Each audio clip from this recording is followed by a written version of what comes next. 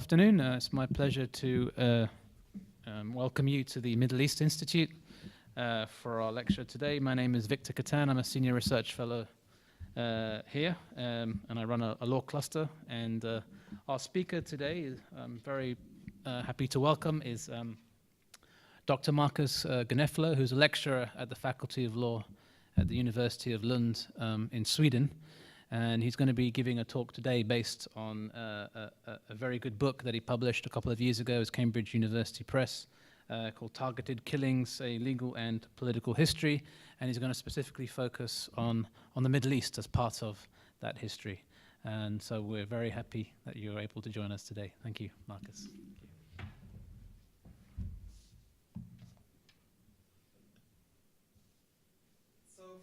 Thank you, Victor, for the generous invitation to come here. I'm a big admirer of Victor's work, and I've never been to Singapore before, so it's a really happy occasion for me. And also thanks to the administrative side of this event. It's been really amazing in terms of all of the logistics, etc. involved. Thank you so much for that.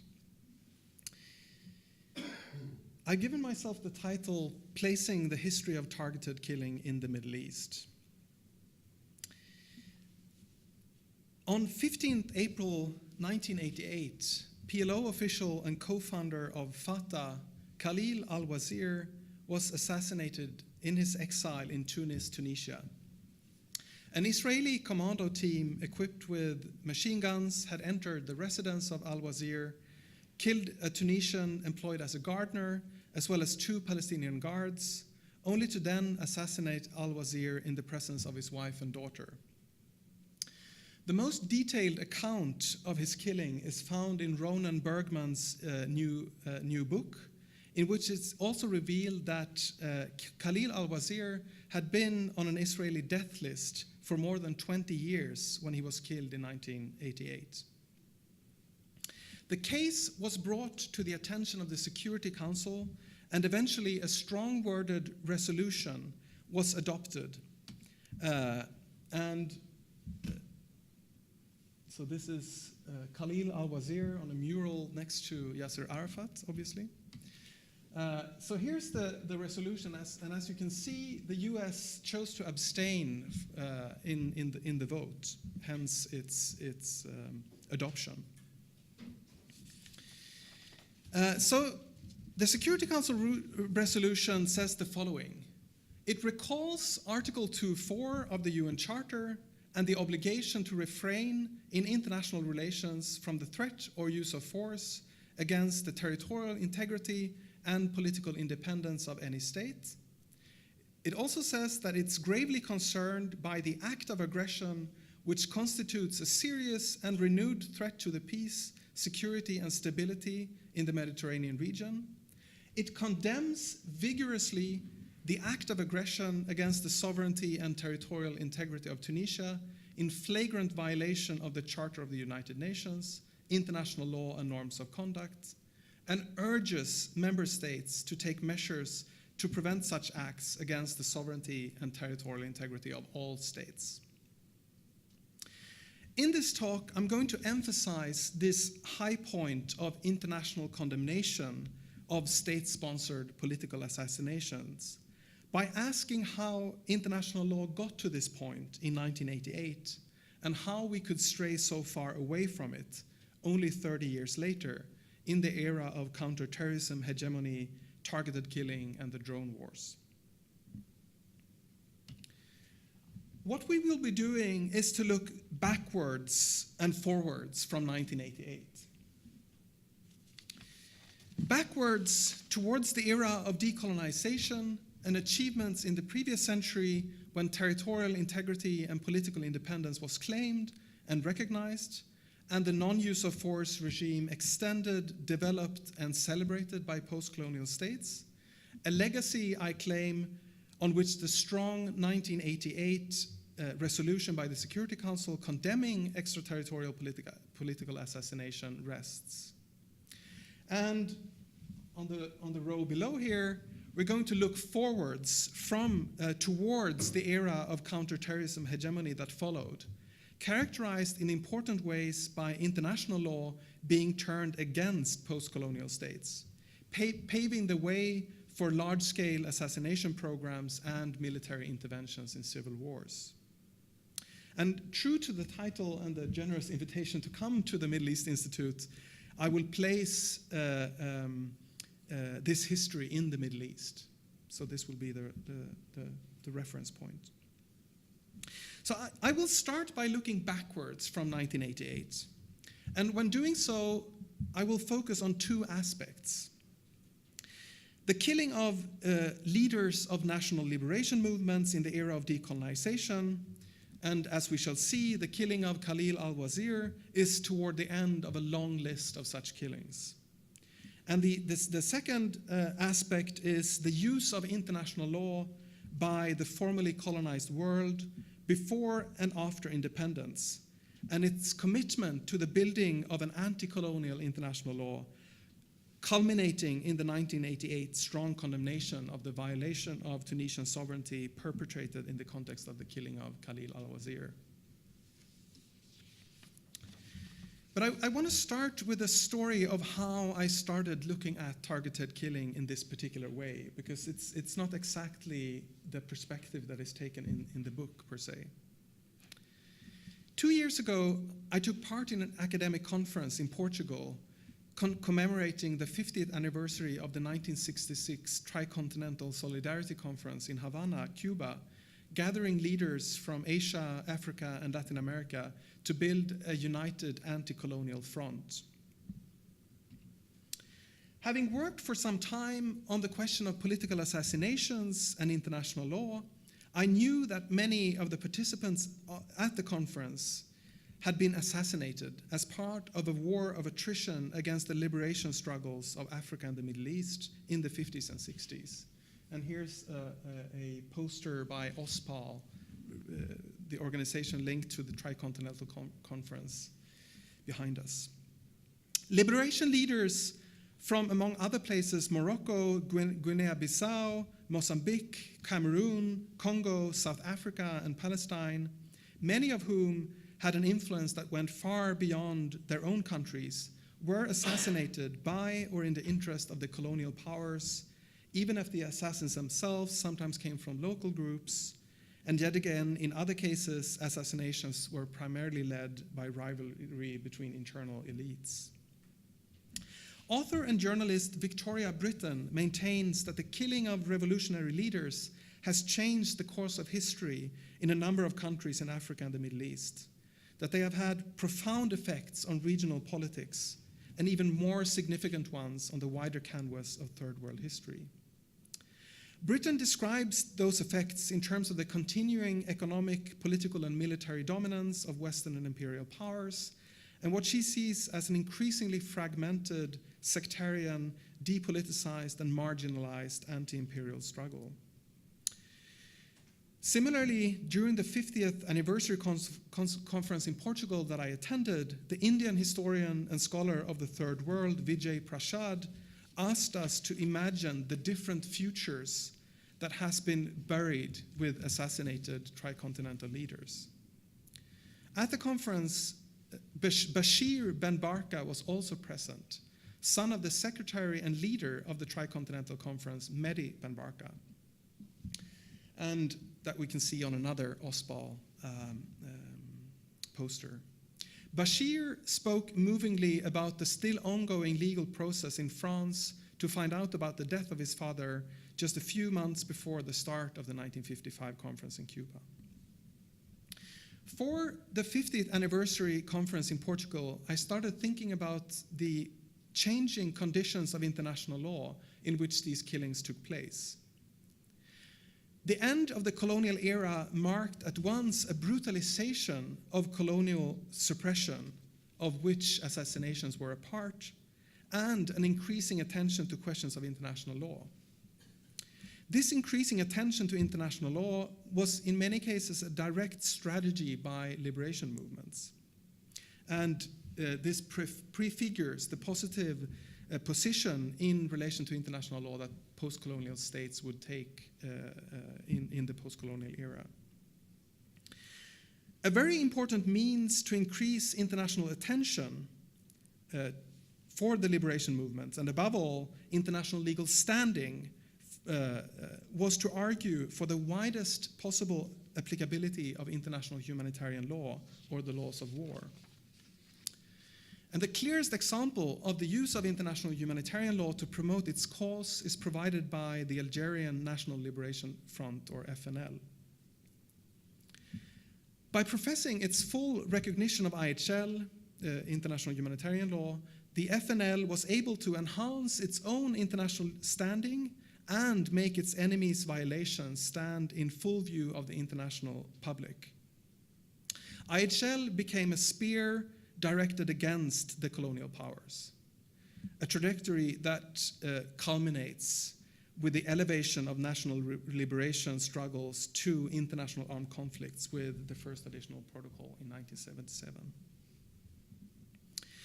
The response by the major colonial powers to this attempt by the liberation struggles or liberation movements was to turn to international law's protection of the domestic sphere, a sphere that in their view included colonial affairs. And in line with this, the wars of decolonization was determined to constitute mere situations of domestic emergency, civil disturbance or unrest, events or fights against terrorists and bandits. And for a while, countries such as my own, Sweden, accepted this and didn't want to interfere. Many of the assassinations that took place in the context of decolonization were conducted in the dark, in application of or in excess of the authorities granted in such emergency regulations. The Bandung Conference in 1955, the sort of prequel to the Tricontinental Conference, had already confirmed the commitment to international law of the peoples that had achieved statehood, and also provided a sense of the international law priorities of the Third World. A new international legal order based on non-aggression, non-interference, peaceful coexistence, equality and mutual benefit, and respect for sovereignty and territorial integrity. This new international law would be a key weapon for these states to defend themselves against new forms of imperialism post-independence.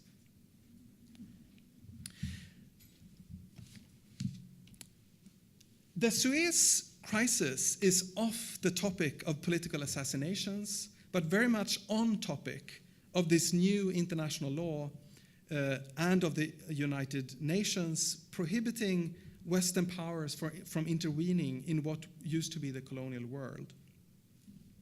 Shortly after Bandung, the Egyptian President Nasser declared the nationalization of the Suez Canal Company, and this nationalization was justified by the Egyptian people being denied profits from the canal and the fact that no less than 120,000 Egyptians had died while digging it. And this was set against the attempts by the US, France, and Britain to internationalize the canal, to sever it from Egyptian territory, understood in Egypt as collective colonialism.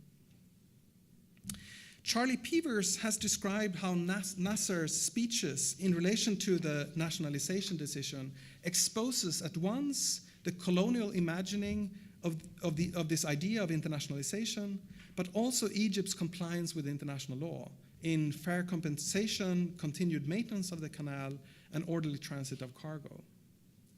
And not unlike the Algerian FNL use of international humanitarian law to emphasize their international legal standing, she sees in the Suez crisis Egypt reclaiming international law from the great powers and in the process articulating the renewed authority through authorship of international law of an independent Egypt.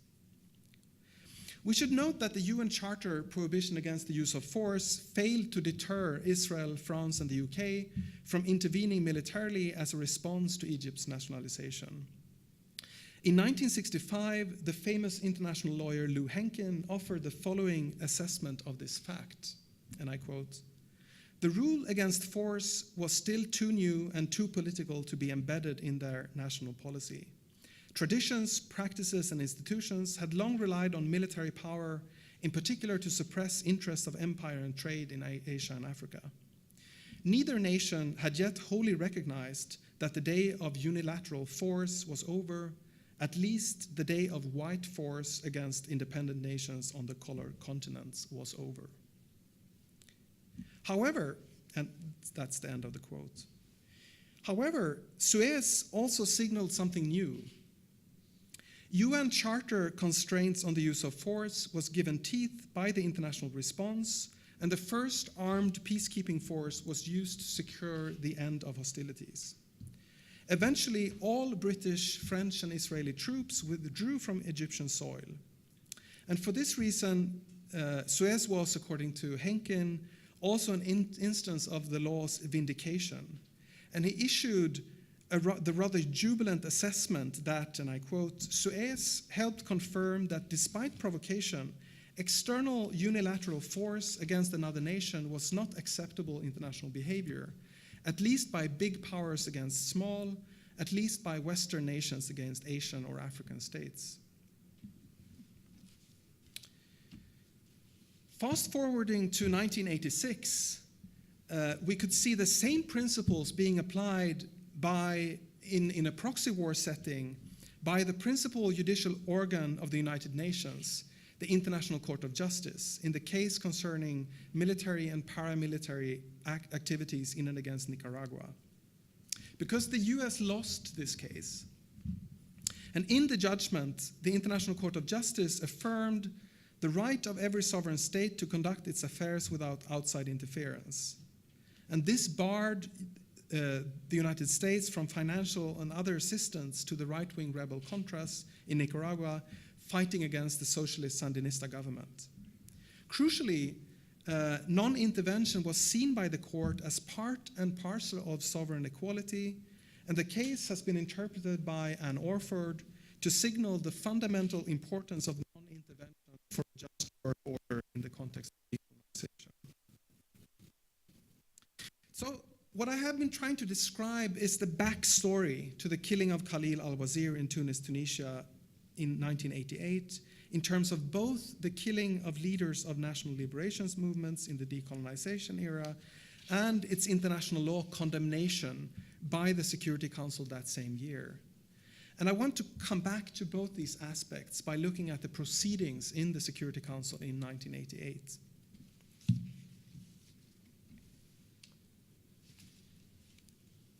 The proceedings in the Security Council makes clear how Khalil al-Wazir was considered a symbol of the legitimate national resistance of the Palestinian people by a number of Arab states, and links are also made by African states to extraterritorial assassinations by another continuing settler colonial situation at this time, South Africa's campaign to assassinate members of ANC in neighboring countries.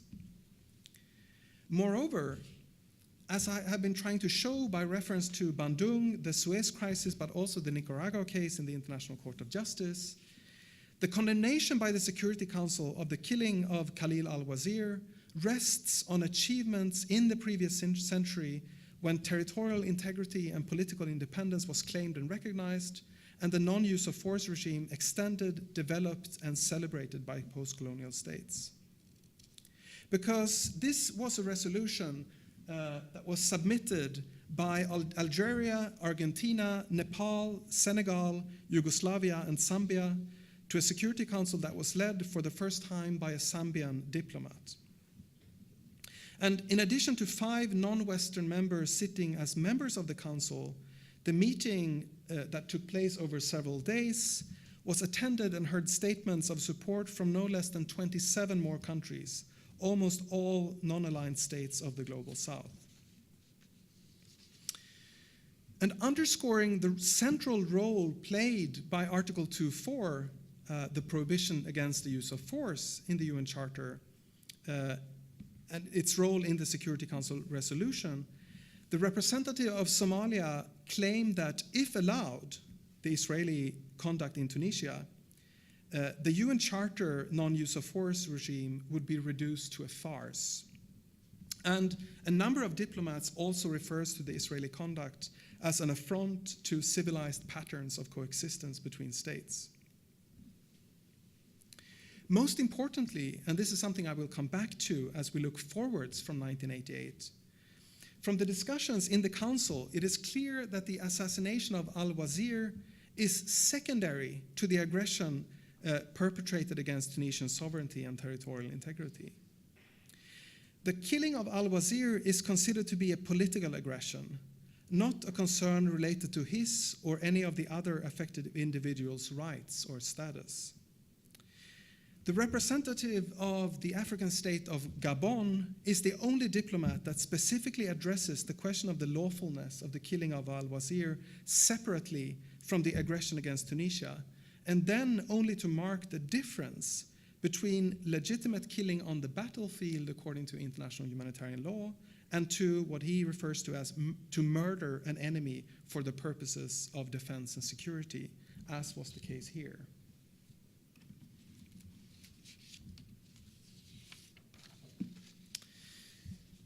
So what I'm going to do next is to look forwards from 1988. And as we do so, we see how in the era of counterterrorism hegemony, two things will happen. The first is that the strong emphasis on sovereignty and territorial integrity in referring to the killing of Khalil al-Wazir as an aggression is subverted through novel interpretations of the law of self-defense. Using the language of the Somalian diplomat, this can be considered to reducing to a farce the UN Charter non-use of force regime. And the second aspect is that the distinction between legitimate killing on the battlefield according to international humanitarian law and murder for the purposes of defense and security, which was noted by the diplomat from Gabon, will virtually be extinguished. So these are the two aspects that we're going to look at.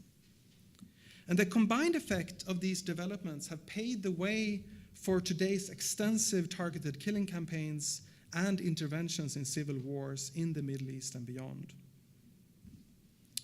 Importantly, this is not these changes is not a consequence of the turning away from international law and international lawyers necessarily.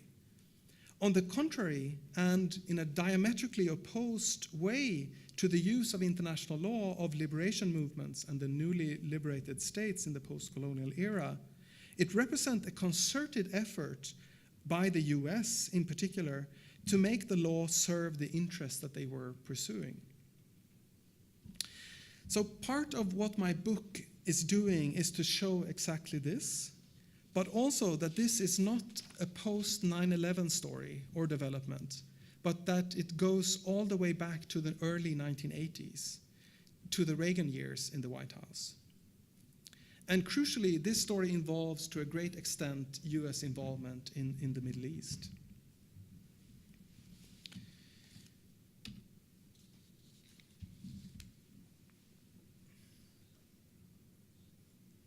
The Israeli representative to the United Nations at the time of the killing of Khalil al-Wazir was Benjamin Netanyahu. Netanyahu had convened a conference and edited a book that we can see here, in which we find contributions prefiguring this new era. In a chapter on the legal foundations for the war against terrorism, we find a contribution by someone called Burton M. Laser, in which it's suggested that the most fitting term for a terrorist is hostis humani generis, or enemy of mankind.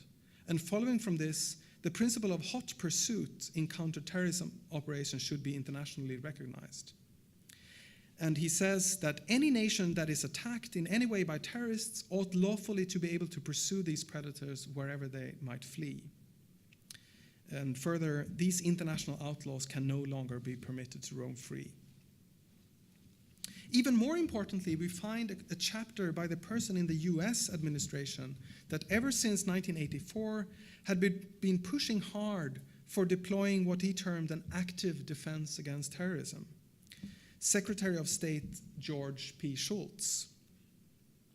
So while the US chose to abstain from voting against the resolution in the Security Council in 1988 in reference to the killing of Khalil al-Wazir, it is clear that something had already been going on for some time in American foreign policy and international law doctrine.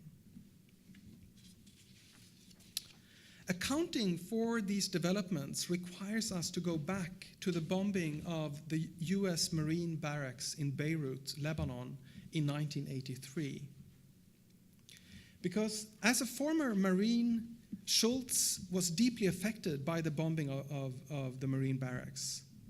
And his personal reaction has been described as a turning point in his political career, and speculations that he would resign after the presidential elections in 1984 did not come true as a consequence of it. Apparently, the attacks gave him a renewed sense of purpose and fire in his gut to do something about terrorism, as it has been described. From this point, Schultz became the administration's most ardent and outspoken proponent of using military force to combat terrorism, something he would describe as a shift from passive to active defense against terrorism. And so I claim that this is the real beginning of an international law supportive of a military response to terrorism, targeted killing, and eventually drone warfare. This is the beginning of international law doctrines that we can see implemented in counterterrorism campaigns and interventions in civil wars in the present. And I want to take some time to provide a contextual understanding of their development. The legal advisor at the State Department during the Reagan and Schultz era was Abraham D. Sofaer. Sofaer, together with a senior military lawyer at the Pentagon, whose name is W. Hayes Parks, would play a very important role in this project. I want to emphasize their work in two different spheres of international law, the law of self-defense and international humanitarian law. So exactly the same law that we saw previously, only turned against them, right? The way they saw their work is nicely summed up by Sofaer himself in speaking to the staff, faculty, and graduate students of the U.S. Judge Advocate General School of the Army in 1989. And so this is a quote. "The law has played and must continue to play an important role in marking the limits and conditions on measures used to protect our national security against state-sponsored terror. Many proposed military actions were considered and rejected during recent years on legal grounds. That must and will continue to occur. But the law must not be allowed improperly to interfere with legitimate national security measures. In important respects, it is doing so today." And further, "This is not a struggle," says Sofaer, "this is not a struggle against the rule of law, but for a rule of law that reflects our values and methods. It is a battle to see to that the rule of law serves the interests of freedom and the civilized world." So you could see essentially that. Let's turn first to attempts of overcoming the non-use of force regime that made Israel's conduct in Tunisia an act of aggression in the eyes of the Security Council. Just a couple of days after having resumed the office of legal advisor in 1985, Sofaer had been forced to deal with the Achille Lauro incident, in which 4 members of the Palestine Liberation Front hijacked an Italian cruise ship off the coast of Egypt, seeking the release of 50 Palestinian prisoners held by Israel. The Egyptian president Hosni Mubarak managed to secure the release of hostages, but the hijackers were allowed to fly to their headquarters in Tunis. The US used fighter planes flying off a carrier to intercept the getaway plane and to force it to land on Sicily. And once on the ground on Sicily, there was a standoff between Italian and US armed forces, two NATO allies, because the US wanted to take the hijackers aboard a US airplane and fly them to the US, something Italy wouldn't allow. And subsequently, in 1986, after the bombing of the La Belle disco in West Berlin, US intelligence believed that the terrorist attack was backed by Muammar Gaddafi of Libya. And 10 days later, what was referred to as terrorist-related targets in Libya was bombed. The US referred to the bombings as preemptive action against terrorist installations, while the UN General Assembly referred to the airstrikes, so similar to 1988, as acts of aggression. So what conclusions did SOFAIR draw from these two events? You simply could not depend on states to allow you to exercise jurisdiction on its soil or extradite the people you wanted to pursue, because there were a number of basic international legal norms and principles supporting the territorial sovereign to just say no. So this is the first principle of the classic Lotus case of the International Court of Justice, from which I will quote. Now, the first and foremost restriction imposed by international law upon a state is that, failing the existence of a permissive rule to the contrary, it may not exercise its power in any form in the territory of another state. In this sense, jurisdiction is certainly territorial. It cannot be exercised by a state outside its territory except by virtue of a permissive rule derived from international custom or from a convention, end quote. So this is such a profound restriction placed on US action that it can only be countered with an equally profound permissive rule. That rule is the law of self-defense. Legal advisor at the State Department, Abraham SOFAIR, construes it in 1989, I believe, in the following way, and I quote, "A sound construction of Article 51 would allow any state once a terrorist attack occurs or is about to occur, to use force against those responsible for the attack in order to prevent the attack or to deter further attacks." SOFAIR acknowledges that controversy and uncertainty exist as to the extent to which states that protect or support terrorist groups can legally be held responsible for them.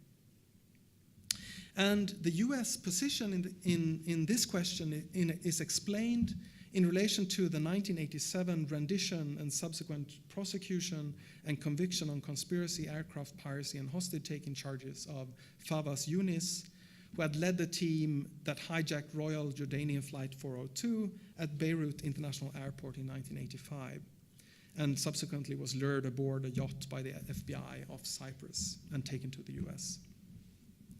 So SOFAIR draws conclusions from the court case that followed, giving it a distinct hawkish twist in the end, and I will quote, "Nations cannot be permitted to seize terrorists anywhere in the world in an unregulated manner. Governments must act in accordance with international law and domestic statutes. But where a state, such as Lebanon, is incapable or unwilling to enforce its obligations, or when a government harbors international terrorists or is unable to enforce international law, it is left to the world community to respond and prosecute the alleged terrorists. And further, and this is the hawkish twist, the ultimate remedy for a state knowingly harboring or assisting terrorists to attack another state or its citizens is self-defense. Arguably, such a right to unilateral use of force when a state is unable or unwilling to somehow deal with groups or individuals that have been designated a terrorist threat is what the Somalian diplomat in 1988 thought of as reducing the UN Charter non-use of force regime to a farce. What about the extinguishing of the distinction between legitimate killing on the battlefield, according to international humanitarian law, and murder on the one hand, and murder in the name of peace and security, referred to by the diplomat from Gabon? SOFAIR had given the president legal advice on self-defense aspects of the operation against terrorist-related targets in Libya in 1986. But the task of dealing with law of war or international humanitarian law aspects of the same attack was given to W. Hayes Parks, chief of the International Law Branch of the International Affairs Division of the Judge Advocate General of the Army. And Parks would later write a memo that provides intra-governmental legal support for the understanding that the extraterritorial killing of designated terrorists does not constitute unlawful assassination. And international law support that stands to this day.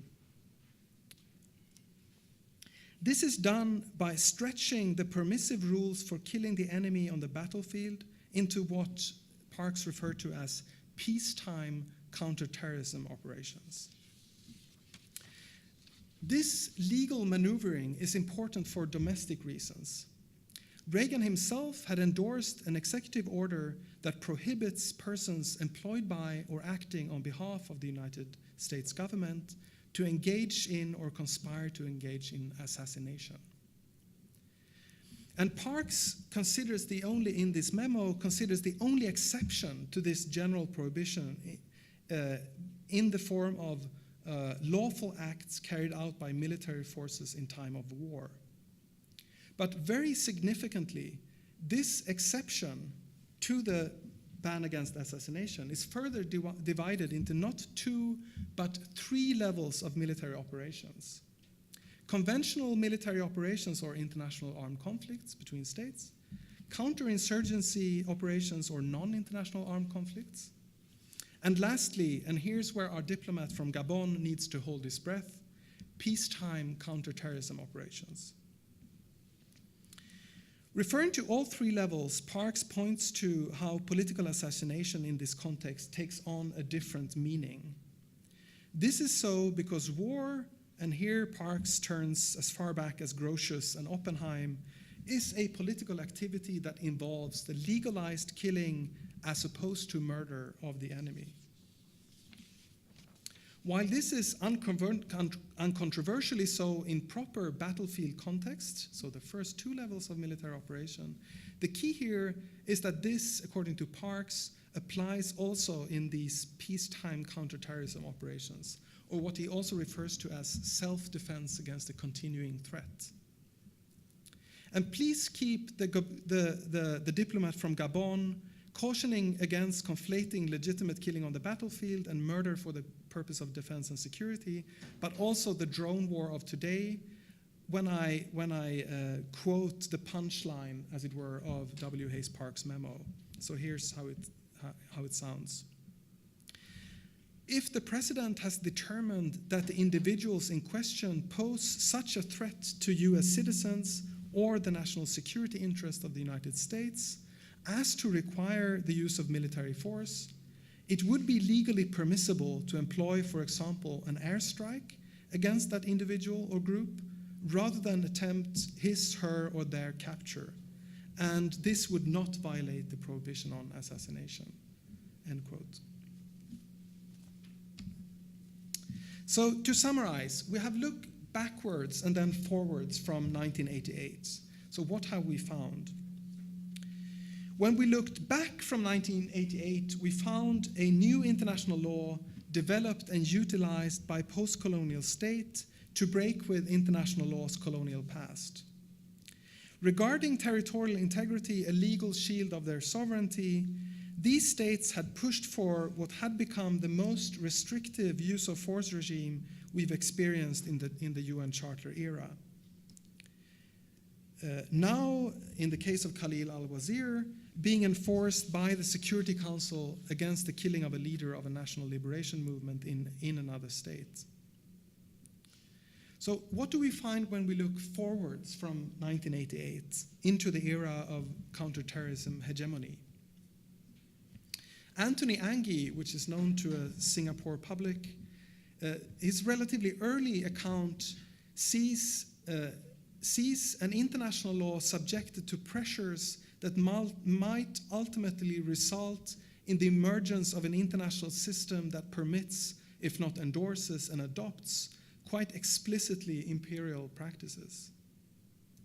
And I believe in particular the concept of unable or unwilling states to highlight the dynamic of difference, which is Anthony Angie's term, of which these developments are a part, and according to which international law constantly develops and yet returns to and repeats its colonial legacy. So Arnulf Becker Lorca sees in the doctrine of unable or unwilling states a return to pre-UN Charter international law of the 19th and early 20th century, so the height of Western imperialism, where powerful states invoked it to justify interventions in pursuit of international claims against states that had violated their international obligations. It was particularly used against states regarded as, quote, poorly organized or less civilized.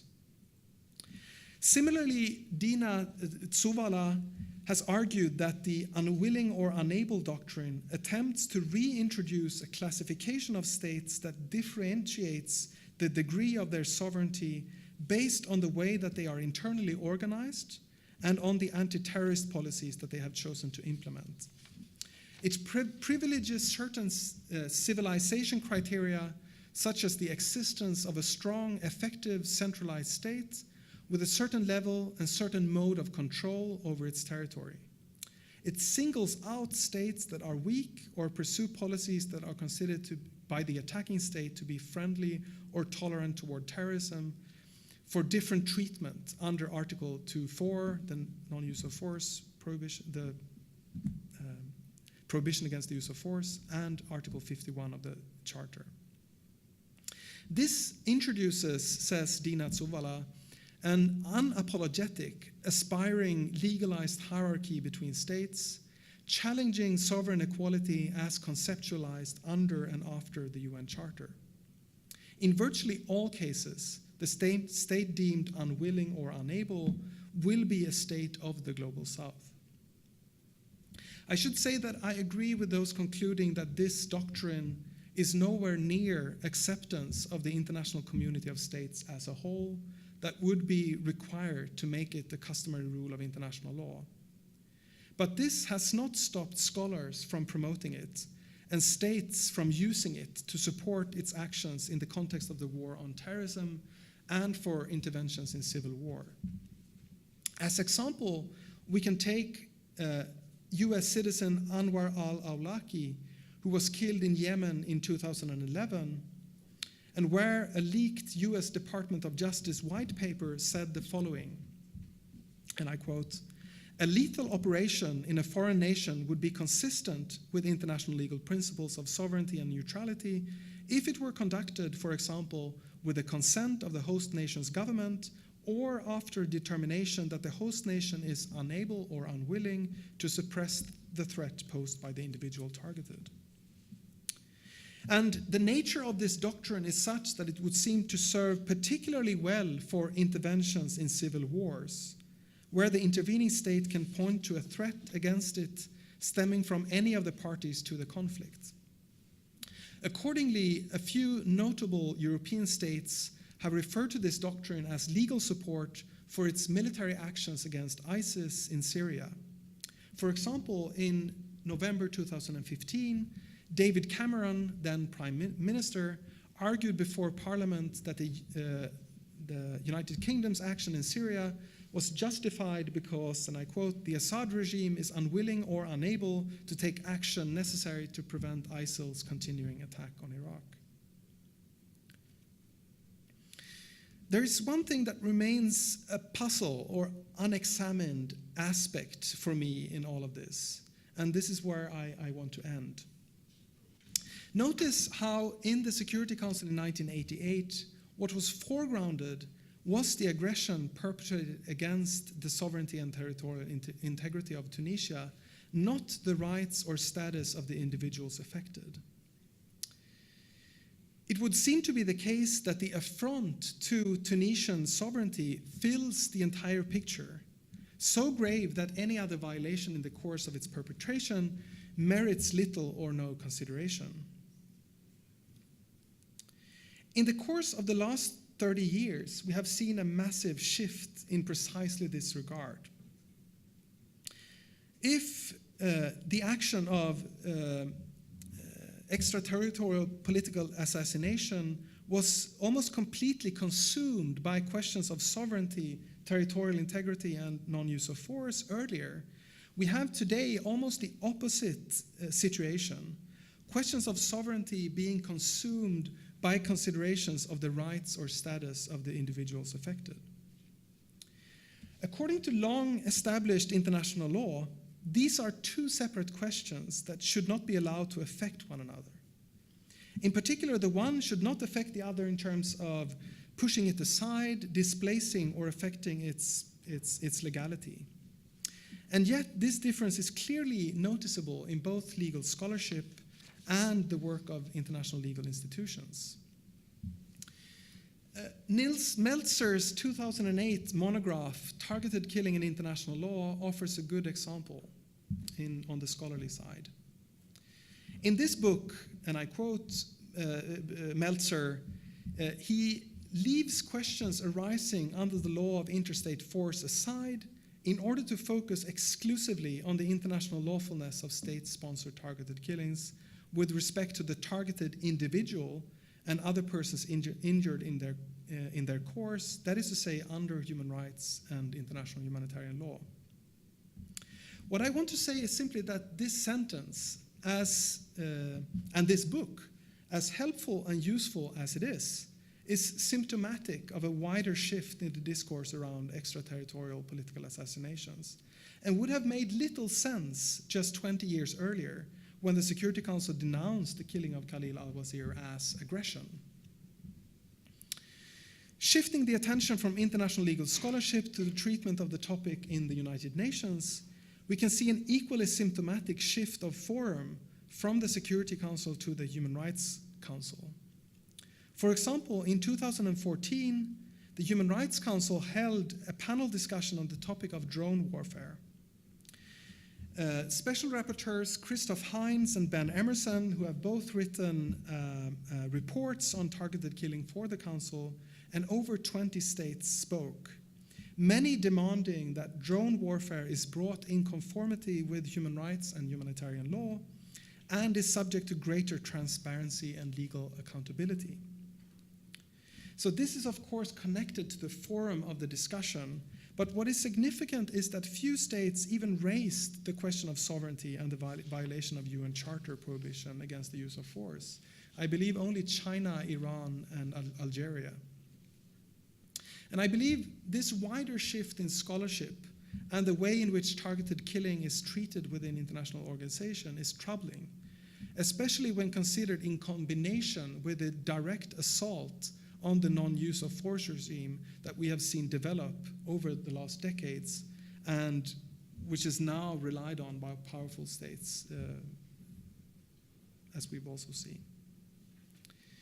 The focus on individual rights or status of people affected, coupled with efforts of greater transparency and accountability, radically decontextualizes these killings. So makes it difficult to see, as I have been trying to do in this talk, how the law and policy of targeted killing as a whole subverts the efforts of post-colonial states to create a decolonized international law that would prohibit the continuation of imperial practices in a new era of sovereign equality. And in a less sort of historicizing fashion, but also pushing against these developments, we can say that this effort does not even aim at stopping, only regulating a war on terrorism that has radically destabilizing effects on international law and on the communities affected in the Middle East and beyond, obviously.